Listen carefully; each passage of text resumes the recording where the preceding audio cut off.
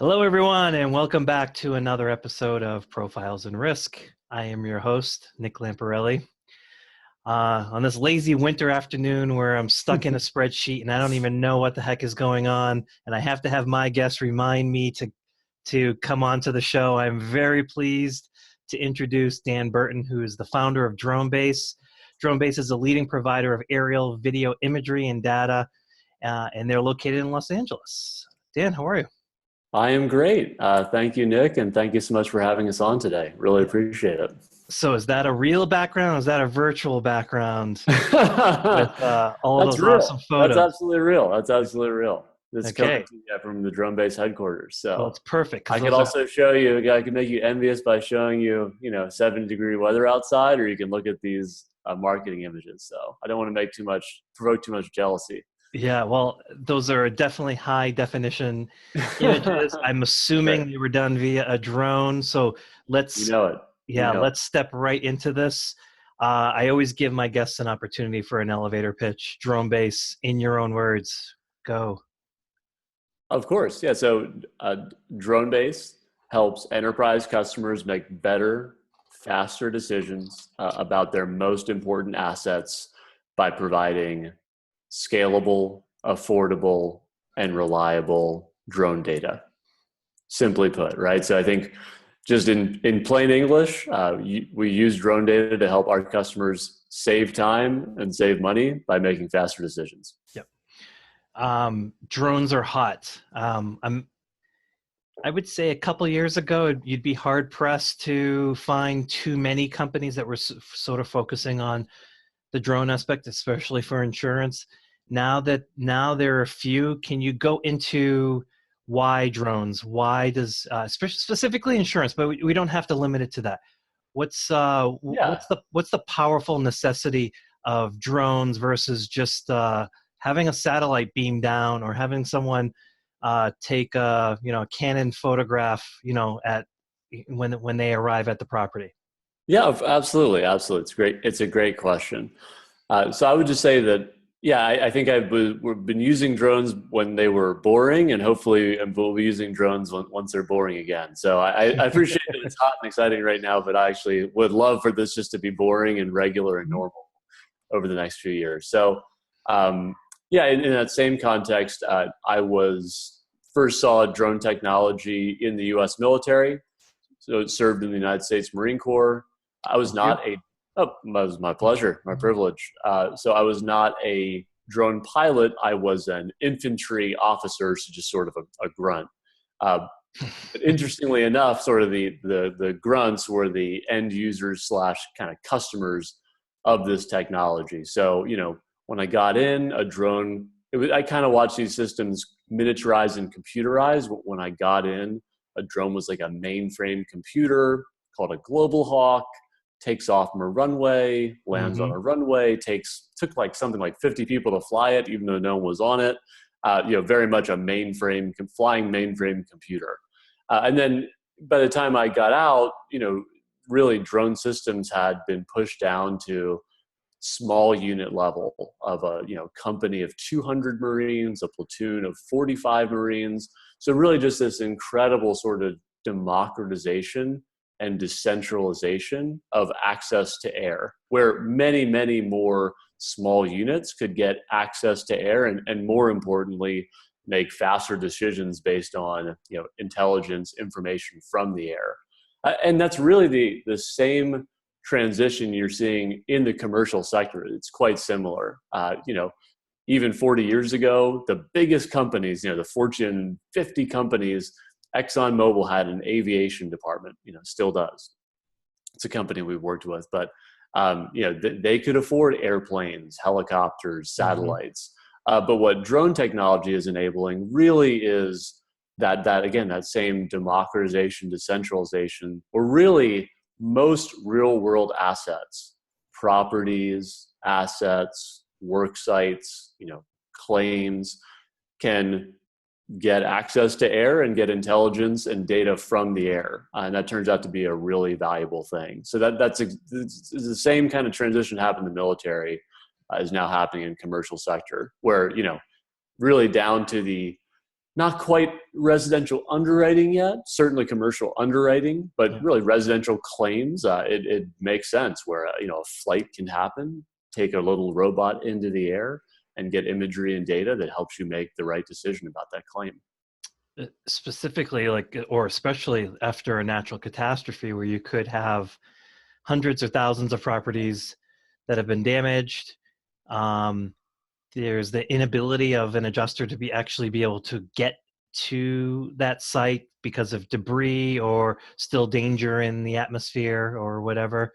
To me, That's absolutely right. yeah, that was like the first time I heard drones. That was the first thing that came to my mind was, well, natural catastrophes, because people can't get there, and you can at least be able to scan down and say, well, it's partially damaged, so let's write a check, let's get these people going, and then we'll figure it out later on. No, yeah, no, you're absolutely right. It was interesting for Dronebase. So I'd say that probably more than any other company in our space, we really have focused on being scalable and being ROI positive. So our goal is to really not just let a customer do a proof of concept or do a cool initial demo, but really scale this out in an organization where we're actually saving you money, right? So not just with the innovation group, but really with a line, P&L holding manager in a company and helping them remove costs from their company. So yeah, we had been working, in limited, increasing but limited capacities, and really in late 2017 with Hurricanes Harvey and Hurricanes Irma across sort of Texas and Florida. Just really interesting for us because we were getting hundreds, sometimes thousands of requests in a single day, and really being able to, that really stress tested our systems, being able to scale up this technology to be able to do capture across that many missions in a day. And like you said, this is often context where we're able to work better, faster, more affordably than adjusters. We're able to be dispatched in times when adjusters can't get to the site, or when in times when it's really particularly unsafe to be up on a roof if there's properties have been flooded or inundated or taken heavy rain or hail. So it really was, in many ways, I think our work in Harvey and Irma, really working at the most scale of any company, was sort of like you said, the starting gun of people really waking up and saying, "Oh wow, this is a game changer." How does it work in a natural catastrophe? Do you plug in coordinates and then kind of send the drone off? Could you for the Of course. lay audience talk about the complexity, even given how drones are a superior solution in the immediate aftermath of a catastrophe, how complicated it is for your software to be able still to coordinate all of these little flying bees so that they don't crash into one another? Yeah, of course. So I would say that, again, Dronebase laser focused on really being scalable, ROI positive way to add drone imagery and data to your company. So for our customers, we make it really easy. We have the only API for drone services and drone data. So our customers just build into our API. It's really simple. It takes a good engineer just a couple of days to do. And then what our mission in life is sort of to take hundreds or thousands of requests to our API and quickly, affordably, reliably deliver back drone imagery and data directly to our partners via API. So if we're doing our jobs, it seems magical to our customers. They go onto an API, they send hundreds of requests, and in 2 or 3 days, drone imagery and data flows right back into their system. So if we're doing our jobs, they don't have to worry about, it feels like magic. I'd say behind the scenes in the back end, we've had to solve a lot of really hard technology and operations problems. We do that with software. We're mostly software engineers at the company. This is certainly a technology problem. But just to take, in your simple example, right, let's just say in Hurricane Harvey, or a catastrophe-like situation, our insurance partners will have already built into our API. Right from their back end, as soon as a claim is triggered, they're sending the addresses of those claims to our API. We are programmatically, automatically checking and clearing the airspace above that property. Mm-hmm. So they can even just do a preview API where we'll tell them, yes, Class G unrestricted, yes, this is FAA Lance enabled. I'll talk about that in a little bit. Or, no, this is 5 feet from the runway of Fort Worth Airport. We cannot fly a drone here. We will not be granted permission. I think generally if customers get that immediately, they're pretty happy. So, again, our API first checks and clears restricted airspace. Via Dronebase, we can programmatically get instant access to FAA Lance enabled restricted airspace. At this point at Dronebase, we now do 100% algorithmic programmatic pilot dispatch. So we'll have already worked out, we'll sit down with our customers and they'll just tell us in plain English what imagery and data they need. We will, on our end, translate that into a flight plan and a shot list that results in that inspection, right? So we have probably built 70 different flight plans as a company. Could be anything from, a insurance, residential hail claim is distinct from a insurance, commercial office inspection is distinct from a, mining site measuring an aggregate pile. So we'll have built out a template already for that customer. So that template will be, like I said, algorithmically assigned to a Dronebase drone pilot. That is, so the other part of our business, we've built the largest network of commercial drone pilots in the world. So we've signed up a majority of the FAA's Part 107 pilot community. And just to give you some sense, of scale, Dronebase has flown hundreds of thousands of commercial drone missions in all 50 US states and 70 different countries. And so, like I said, for that insurance example, a job will get, that mission will get assigned to a Dronebase pilot who has been screened by us, background checked by us, has the right hardware, the right sensor, is one of our enterprise pilots trained in the insurance vertical. Very often we're standing up private clouds of pilots specifically for customers that will go through customer specific training. And then that pilot, the customer can pass through a date time where the inspection has to happen, or we'll just take it as soon as possible. The pilot will be dispatched on site using the Dronebase pilot app. We'll complete the flight plan, and that will, again, programmatically upload back to us, typically from the field, if not same day. And then as soon as it's on our servers, we'll do a quick data review before it's piped back to our customer via API. We like working as an API because generally customers can consume this right in their own platform. So when you're living in your, your claim management tool and it's claim 1, 2, 3, 4, 5, 6, 7, we like to bring that data set right back into the customer's portal where they spend all their time anyway. I honestly don't want you to have to log into like a 29th SaaS tool in the morning where you can't remember your password. We like this to be able to be consumed right where a customer spends their day. So that's generally how just one of those flights will work. I know that's kind of a long answer, but I'd say to the customer feels like magic. Again, just to where we are today is completed hundreds of thousands of drone flights in all 50 states, 70 different countries.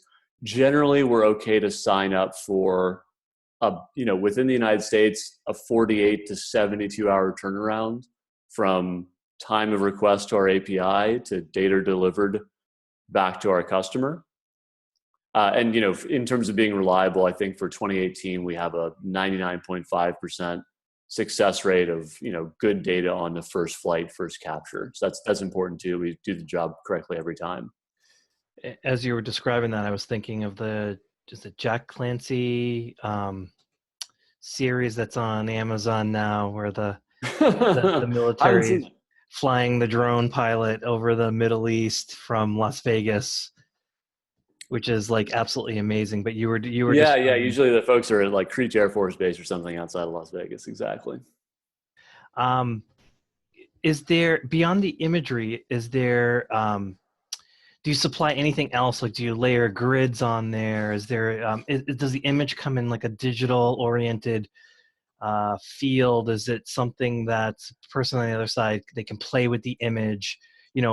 How do they consume it?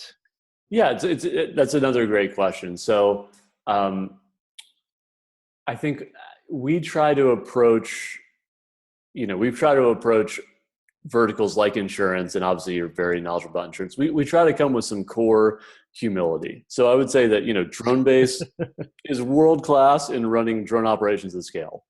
We generally work in the 1 square mile and under parcel size. If it looks like that, we are best in the world. So a lot fits into that bucket, sort of the whole life cycle of a property, all real estate, all construction, all insurance, and then some vertical assets in, oil and gas or utilities. So I'd say that we try to come with some core humility, when we approach a vertical like insurance. It's fascinating. We love to learn as we listen to our partners in insurance. We're like, wow, this is complicated and, really interesting work. So I think where we found the most success, and just to give you some sense, I think, startups sometimes can be too utopian, and insurance sometimes can be a little too maybe conservative. So we like the more gradual approach. It may even sound a little unsophisticated, but I think where we have seen success is when we can work with an insurance customer, and they know claim adjustments. They know their properties well. We've seen it work very well when we're taking a bit of a crawl, walk, run approach where, we're better, faster, and cheaper than independent adjusters in the field. We're safer. We're not getting on roofs. We're not putting people in dangerous situations.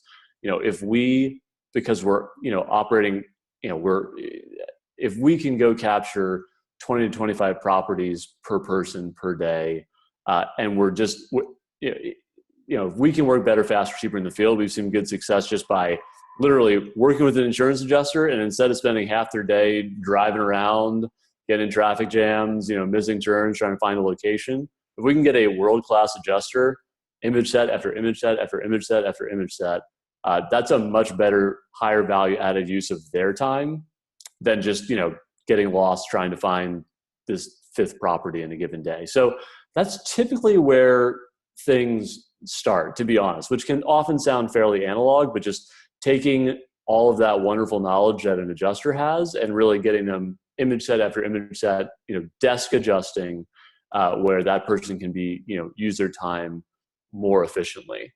As folks need, so the imagery that we're providing comes with basic metadata like the latitude, longitude, altitude, and the date timestamp. As pilots are flying in the Dronebase pilot app, we are able to pull additional metadata from being built into an SDK that can give the customer, additional data, around distance to the object, weird things like barometric pressure and wind speed, bunch of other metadata. I was just going to ask you. I was just about was Austin Powers, sharks with laser beams. I'm like, can we get drones with laser beams? And your answer is absolutely. We're not too far away, and not in a Dr. Evil maniacal kind of way. But no, I would point out that you asked a good question. I think imagery is where this all starts. Like getting good baseline 20 megapixel imagery, is a great start for Dronebase. That's where at this point we're really nationally scale with that imagery offering, and worked in 70 countries. I think what will be really interesting over the next 3 to 4 years is that much more powerful sensors will be much more affordable on very common drone systems. The two I would point out that are near-term relevant, first is thermal sensing. So that certainly for commercial, really for commercial underwriting and claims, thermal imagery just tends to be very causal, whereas, just 20 megapixel imagery is a great quick and dirty assessment. You can look through those and gauge damage fairly easily.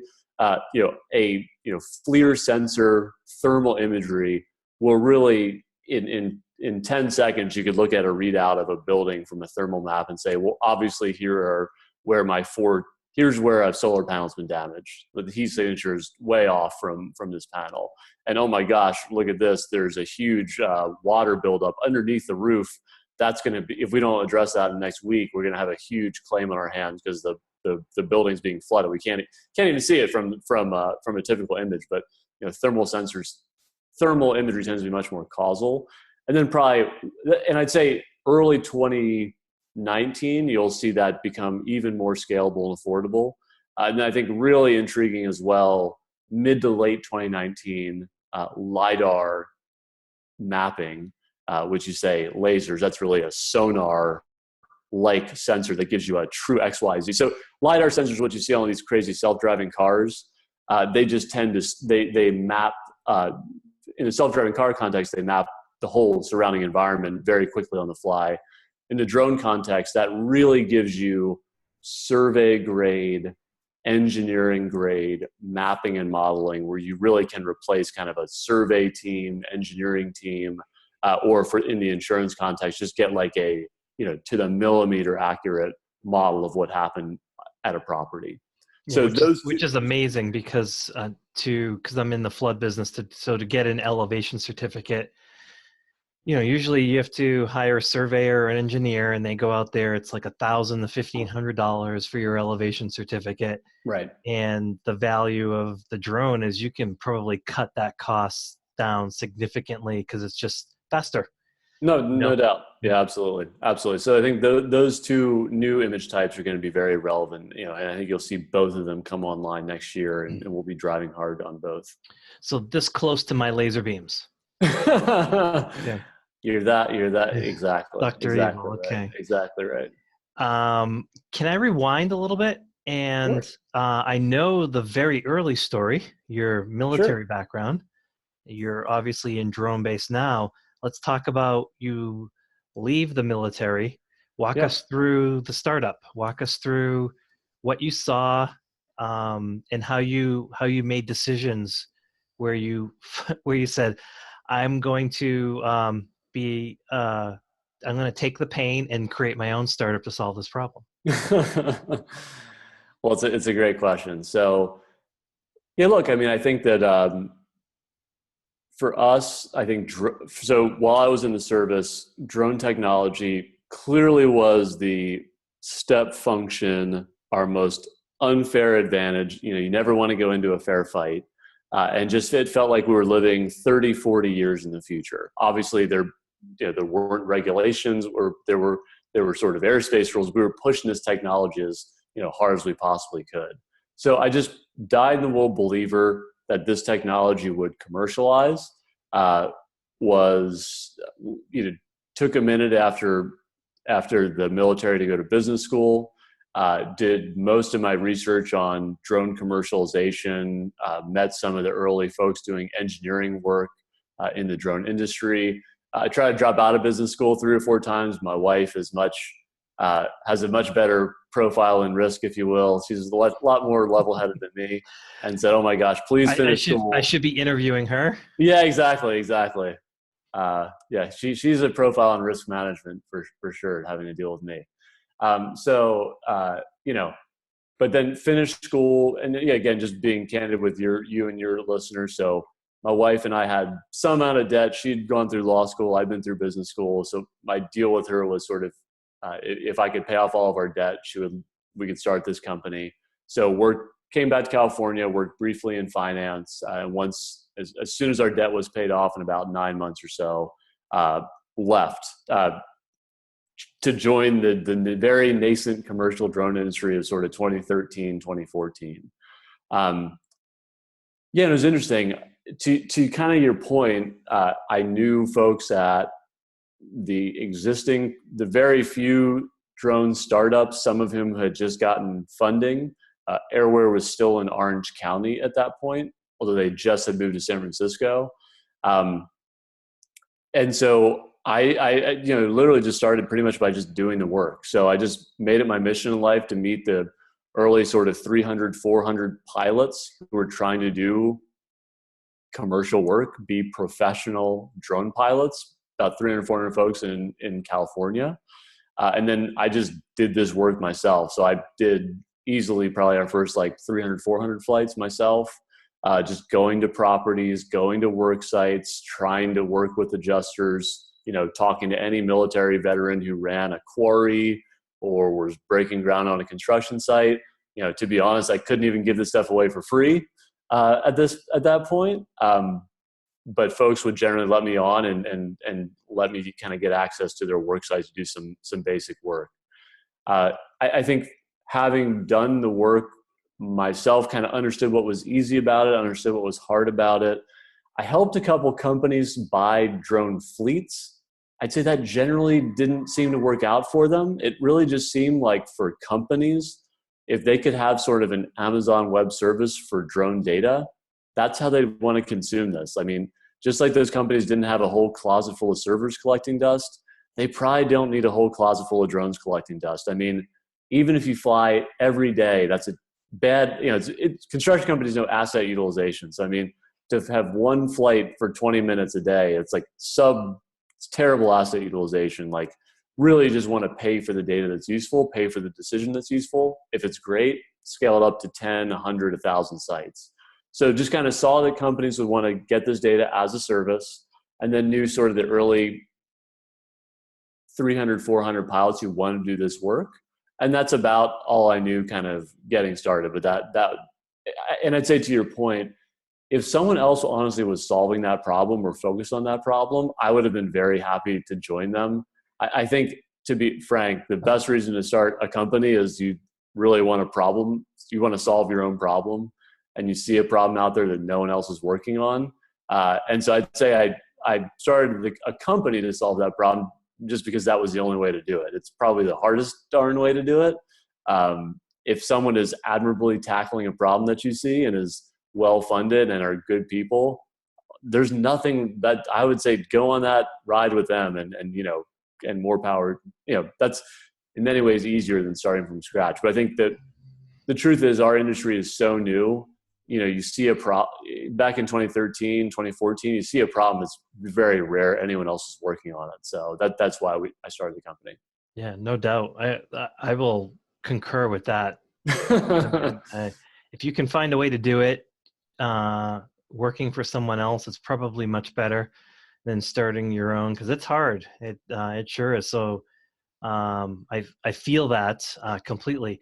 I want to talk about a little bit, as you got started, selling into the insurance space. It's a topic we talk a lot about here for the InsurTechs, which is, getting stuck, as Chris Downer from Excel Innovate says, getting stuck in POC purgatory. That's right. That's right. Working with the insurance industry and getting pilot projects moving forward to where it's something more substantial. Could you talk a little bit about that and how you did that? Yeah, absolutely. And it's a great point. And I think that we've, again, with a lot of humility, have really enjoyed working in the insurance industry. And I think it really became honestly very tangible for us in 2017 in Hurricane Harvey. I mean, my best friend lives in Houston. It was unbelievable, but he, in his neighborhood, the water just came up through his windows and just flooded his entire house, and he just moved back in a month ago.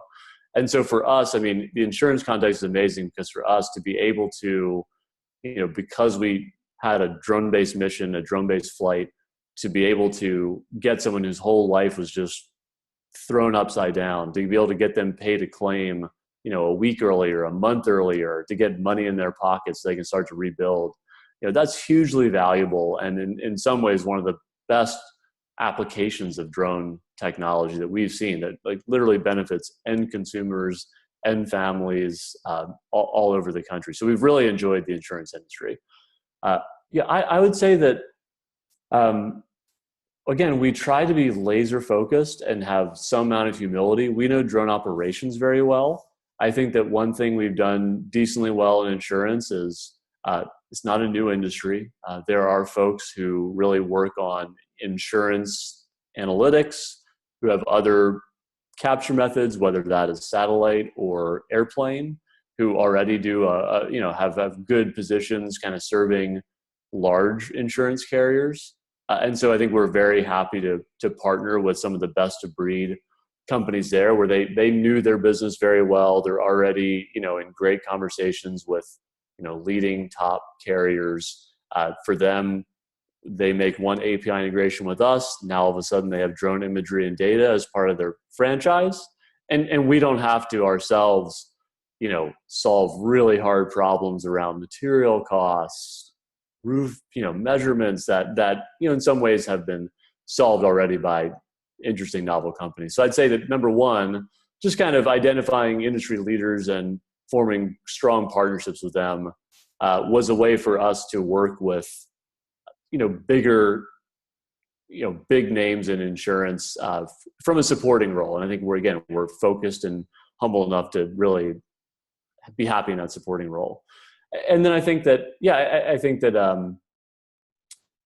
from there, maybe on the smaller carrier side, kind of small to mid size, insurance companies, I think where we've found success there is, like, drone technology is new, as you say, it's very exciting, very hot. But again, just being humble, listening to our customers. As much as we love all the carriers, they're not always, 20 steps down the road in terms of technology. So again, rather than show them a ultra utopian vision of what drones can do, that's, quote unquote AI, quote unquote machine learning, all this sort of, all these buzzwords, we really like to understand their workflow, and just show pretty simply how we can reduce their costs in their operations, and just get drones in like 5% of their claims. Doesn't have to be 100% done by AI and computer vision and machine learning day one, right? But let's just say, can I just make you 10% more efficient? Can we get involved in your workflow in a way where your adjuster who has worked in this business 30 years can get through 200 claims a day instead of 3 or 5, right? Is there a way to leverage all the in-house expertise that you have, but just operate, in a better, faster, cheaper way in the field? So I think a lot of listening and just understanding that folks that are at 0% drone usage, let's get them first to 5%. Mm-hmm. It doesn't need to go straight to 100 in the 2050 vision of this that we can do one time in a demo where it works, but it fails every other time in the field, right? Like, what is the actual scalable way that we can save you money and do it everywhere, Six Sigma reliable now? And I think that's where we've found success. And again, I think that just being humble that, hey, people in insurance, they know their business. I want to be swimming with them, and we know our part, and let them do theirs. I always get nervous when I think we claim to have some AI algorithm that's going to remaster the 20 years of knowledge that they have overnight. Yeah. The only buzzword you missed was blockchain. Oh, darn it. Sorry. Just throw that blockchain. In, drone imagery. Well, it's not an investor conversation. Cryptocurrency. That's right. That's how everybody gets paid. So I am a fan of blockchain, but still, it's a buzzword. It gets thrown out there like machine learning and AI. Kind of makes me cringe or roll my eyes every once in a while, because I've seen it in action, and it's good. It's getting better, but it's I agree. To me, it's still a buzzword. So you talked about percentages of drone usage. Sure. For property. Could this get into like the high double digits? Like, could this be a situation where even like a single house fire could be a situation where a drone just quickly goes over, does a quick view, sends the images back? Like, are we talking about something that where imagery and data could get passed back and forth within hours of a first notice of loss or something like that? I absolutely think so. I mean, that's look, we spend all of our time here at Dronebase trying to collapse time, cost, and significantly increase reliability so this can scale. I mean, 2 years ago, we were at at least a 2 week turnaround. A year ago, we were at about a 1 week turnaround. This year, we're at about 48 to 72 hour turnaround. Many cases, it's same day. I just don't want to promise that nationwide. And then look, from here, it's getting to 24 and less, and then hours and less. I mean, that's just absolutely the case where it needs to go. In terms of, like you said, one-off versus cat. I mean, look, I think we're geared now to. That's kind of the way things look for us in a non-cat situation. We're just getting claims from all over the country, and there may be a one-off claim in South Dakota or a one-off claim in. So that's actually Nebraska. happening. Oh, sure, absolutely, yeah. Okay. And so we have to be good at both. Yeah, for Dronebase, and this is something we built really in 2017, was being both. Think about us, we really need that sort of Verizon LTE coverage of the entire U.S. So we really need a breadth across rural areas as well as depth in the metropolitan areas for that cat situation we can never tap out, when the customer needs us most.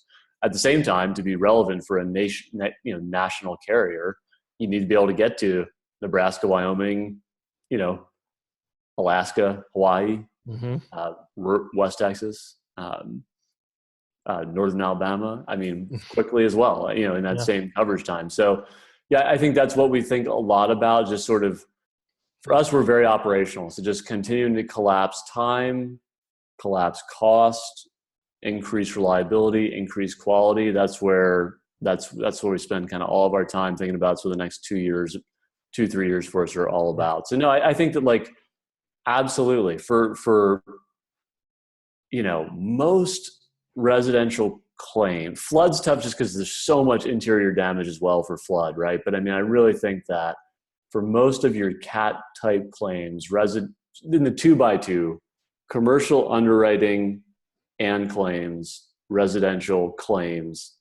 underwriting is still a little tough. All three of those in the 2x2, I see no reason why drone usage shouldn't be double digits and growing in the next couple of years. I mean, it should be a majority of those, I would think, in the next couple of years. Oh. And it's incumbent on us to just get the value to where that's just not that obvious. Yeah. It's that obvious to us sitting here. It's incumbent on us for the customers to have it feel that obvious too. Completely. I think I should title this particular podcast "Making Drones Boring Again." in your honor. Let's do it. They were boring. Yeah. I'll see if that will pass muster with the editors, but I kind of like that because it's just basically just getting it down to basics, which is providing value, and however you need to do that. But just I like how it's very straightforward. Just you have your metrics and just continue to grind through it and improve those metrics. Operational excellence. No, I would love to make drones boring again. I would love to for you just to see I mean, at this point, it's funny because now we do the drone inspection very often. The homeowner they don't have to be there, but they almost always really want to be there. It becomes a bit of a spectacle. Everybody kind of cheers when the drone takes off, and it's kind of fun. And I'm excited for the day when that becomes totally normal, totally boring. Yeah. You want to put on your pajamas and come on outside. And it'll be a while. I mean, I still get excited when I see the Google car. That's right. Drive by. It's just like, oh, there it is again. I'm going to be on TV. I'm going to be on video or whatever.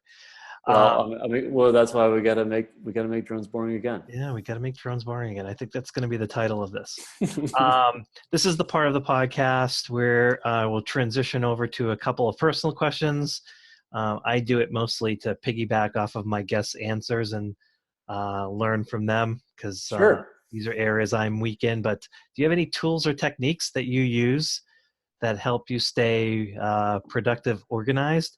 And I'm hoping your answer is you have a little drone that flies over your shoulder. Yeah, whispers in my ear. Yes, whispers in your ear. It's taking photos of everything. It's giving you advice. Yeah. Oh man. We have interesting. It can be anything. I had someone that said coffee. Oh, I drink a lot of that. So that's hardly a secret.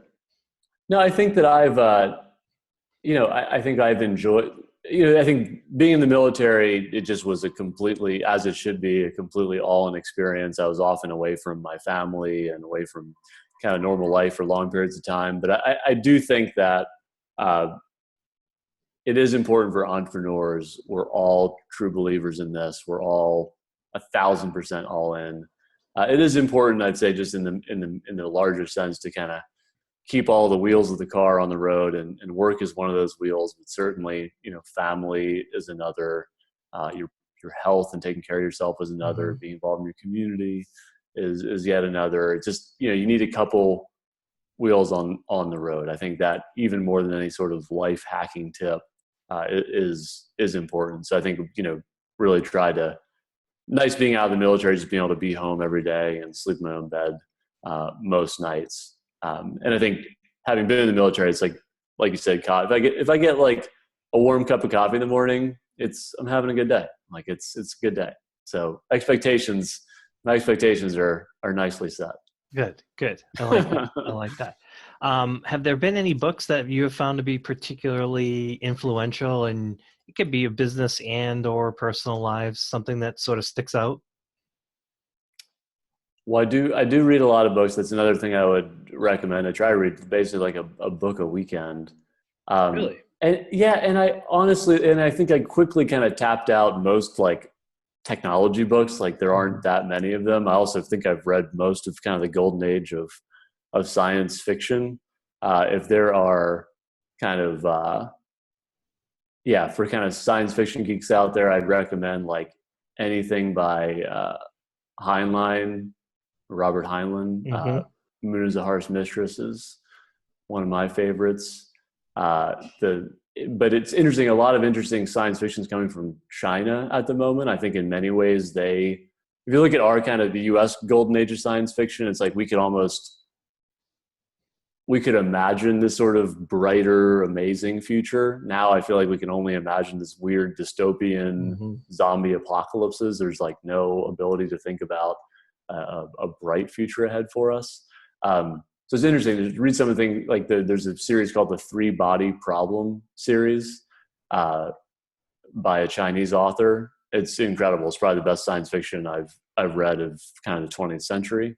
Mm. And then I also just read a lot of history, and I think as sometimes company founders we can be a little bit of dramatic, I think sometimes, and over Yeah. as many alleged problems as we have, we tend to overestimate them. And you go read a book of like a startup like Magellan trying to traverse the entire world, and he got killed in the Philippines, kind of, or I think in the Indonesian Spice Islands, like midway through. uh, Plenty of people have it much harder than us throughout history, and with Sure.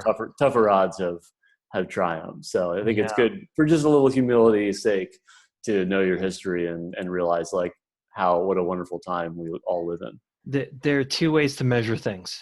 There's the absolute measurement, and then there's the relative measurement. That's And right. from a relative standpoint, you look around and everybody would think like we're headed for the dark times. It's like you have no idea.